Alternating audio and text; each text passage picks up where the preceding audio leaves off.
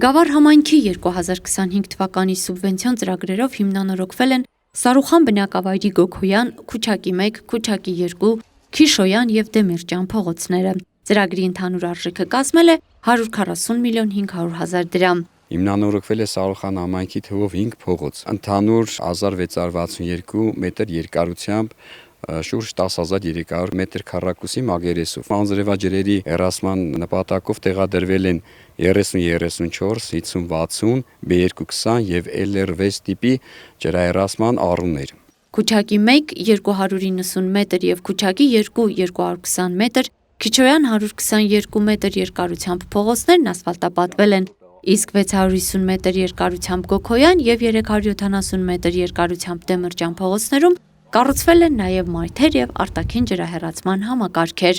Շատ շնորհակալ ենք, լավ ասֆալտապատած է, մեքենաներով գնում գալիս ենք, հանգիստ է, մաքուր, ակուրատնի։ 2025 թվականի սուբվենցիոն ծրագրերի շրջանակում հիմնանորոգվել է նաև Գավառ համայնքի Գանձակ բնակավայրի Սայաթ Նովա փողոցը։ 73.5 միլիոն դրամի շրջանակներում 767 գծամետր երկարությամբ փողոցն ասֆալտապատվել է, կառուցվել է նաև արտաքին ջրահեռացման համակարգ։ Տեղադրվել է թվով 202 հատ 30-34 տիպի ջրահեռացման առու,